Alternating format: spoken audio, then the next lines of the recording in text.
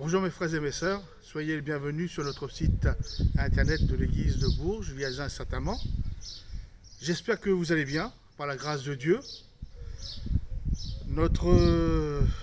À ma connaissance, il n'y a aucune personne de l'église affectée par le virus qui frappe notre pays. Je bénis le Seigneur pour le moyen qu'il nous donne, le moyen de la vidéo, pour que nous soyons ensemble dans la communion de Dieu. Et si vous voulez bien, avant de commencer, nous allons prier, demander au Seigneur de nous bénir pendant ce moment de partage de sa parole.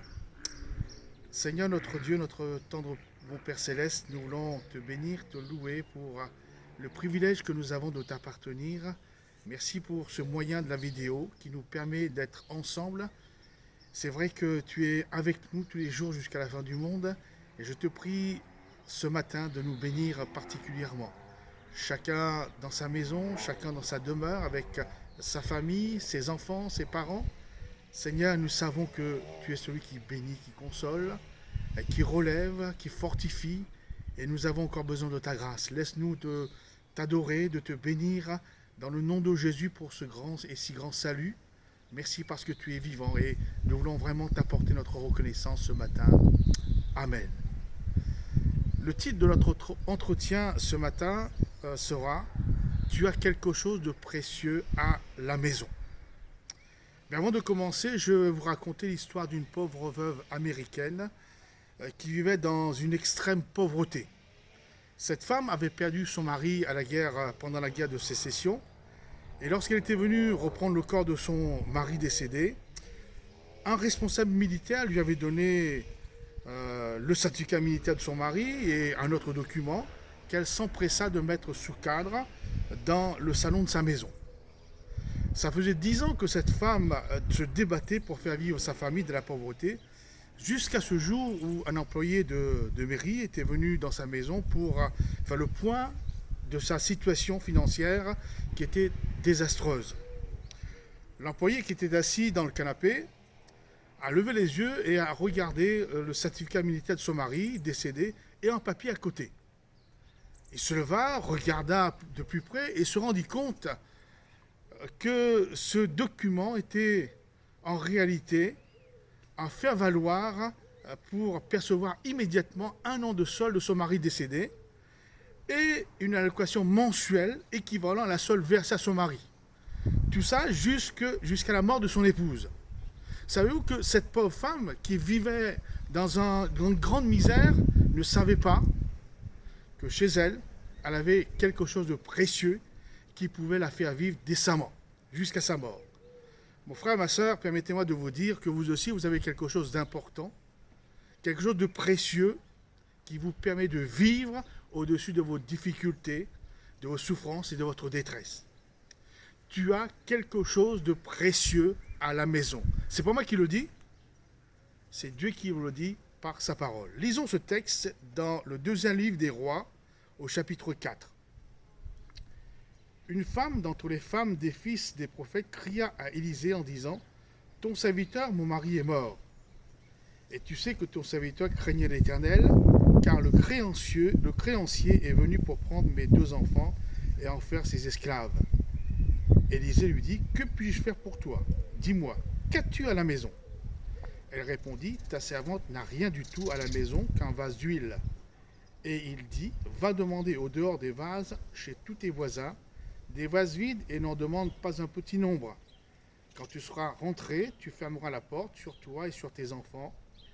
Tu verseras dans tous ces vases et tu mettras de côté ceux qui seront pleins. » Alors elle le quitta, elle ferma la porte sur elle et sur ses enfants. Il lui présentait les vases et elle versait. Lorsque les vases furent pleins, elle dit à son fils « Présente-moi encore un vase. » Mais il lui répondit « Il n'y a plus de vase. » Et l'huile s'arrêta. Elle alla le rapporter à l'homme de Dieu et dit « Va vendre l'huile et paie ta dette, et tu vivras, toi et tes fils, de ce qui restera. Amen. » Considérons la situation de cette femme. C'est une croyante, elle craint Dieu, c'est une maman de 2 enfants, c'est une veuve qui vient de perdre son mari. Cette maman vit une épreuve, ou plusieurs épreuves à la fois, le deuil par la mort de son époux, isolé parce que personne n'est là pour l'aider, la misère, la pauvreté par le manque d'argent, les dettes qui pèsent sur son existence, et bientôt la privation de ses 2 enfants, car vendus pour devenir esclaves en échange de l'effacement de sa dette.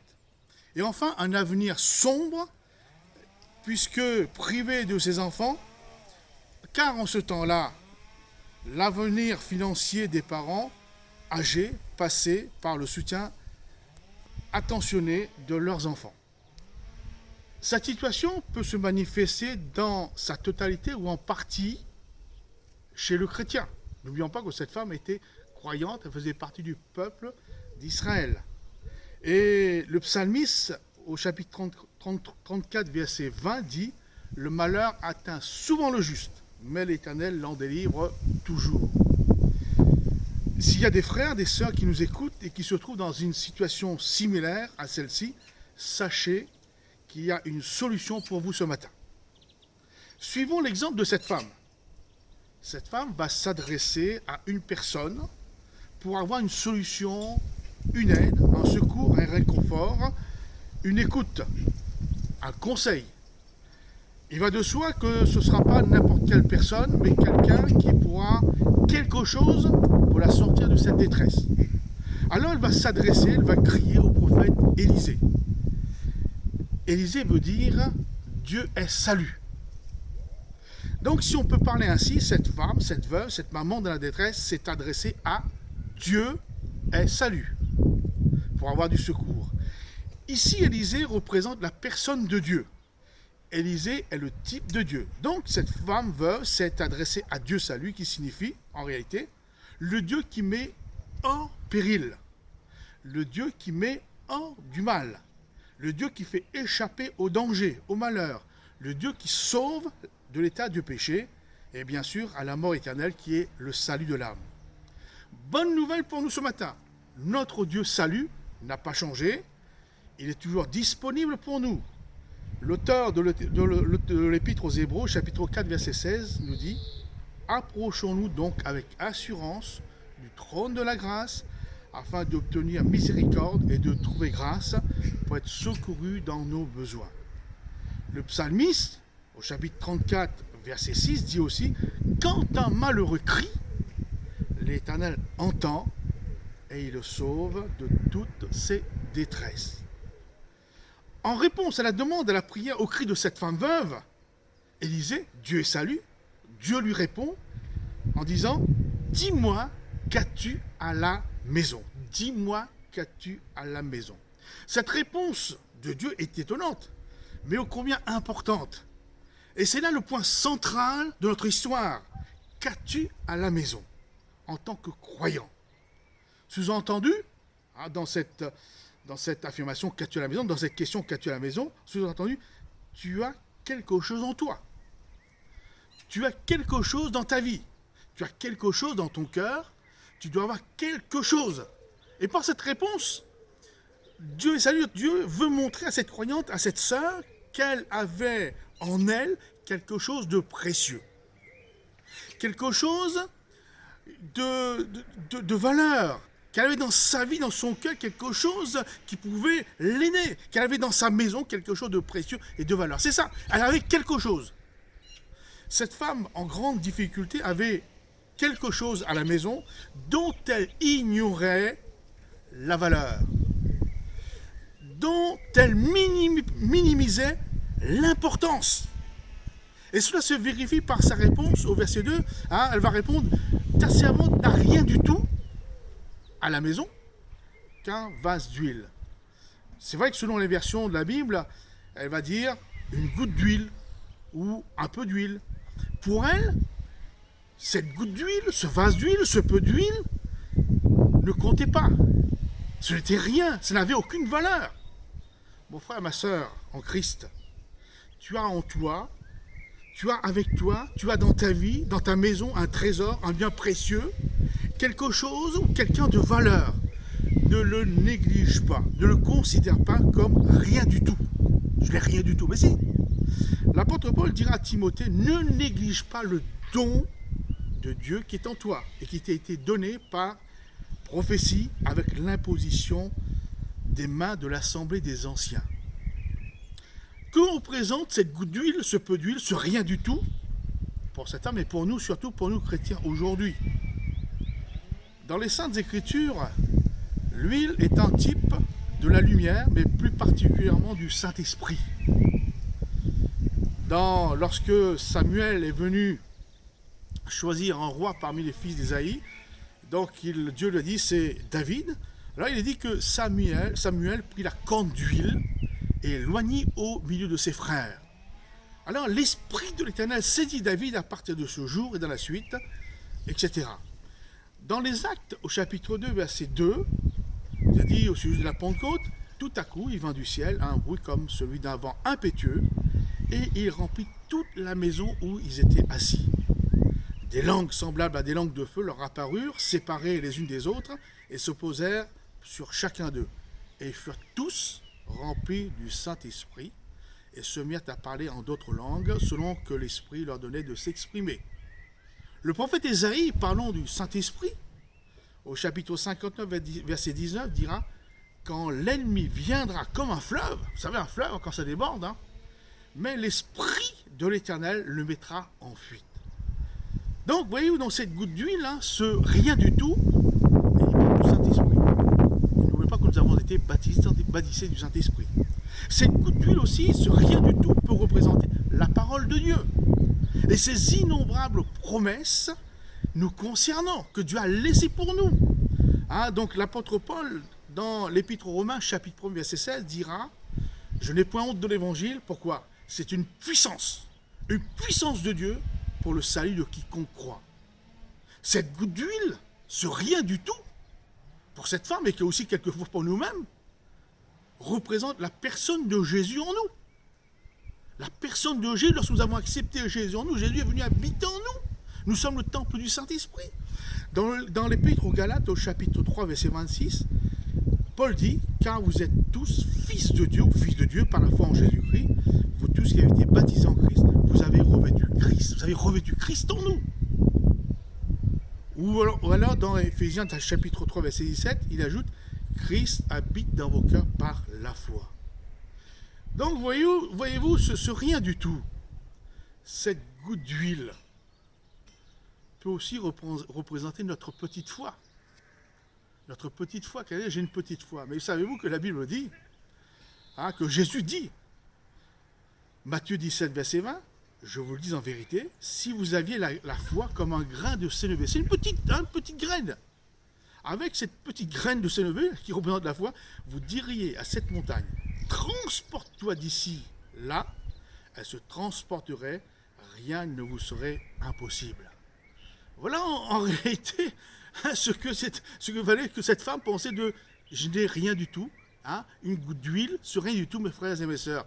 Nous avons à la maison, nous avons en nous, nous avons chez nous ce qu'il faut pour faire agir le bras de Dieu. Nous avons ce qu'il faut à la maison pour nous faire vivre au-dessus de nos difficultés, au-dessus de nos détresses. Valorisons ce que nous avons à la maison dans nos cœurs en les apportant à Dieu afin qu'il agisse. Dieu veut utiliser ce rien du tout que nous avons à la maison pour nous bénir, nous délivrer. Ce rien du tout que nous avons à la maison peut se transformer dans les mains de Dieu en une grande puissance de bonheur, de joie, de délivrance. Je n'ai rien à la maison, mais si nous avons quelque chose, ce rien du tout, c'est la puissance de Dieu. Une dernière chose, selon notre texte, l'huile, c'est quelques gouttes d'huile, qui est devenue un fleuve presque, donc c'est arrêté de couler jusqu'à ce qu'il y a eu pénurie de vases pour la recevoir. Cela veut dire que l'abondance de la grâce de Dieu dans nos vies sera en fonction de notre capacité de recevoir. Mes frères et mes sœurs, je vous exhorte, croyez, ne minimisez pas ce que vous avez en vous, ce que Dieu vous a donné. Vous avez quelque chose de précieux, vous avez une grande chose en vous.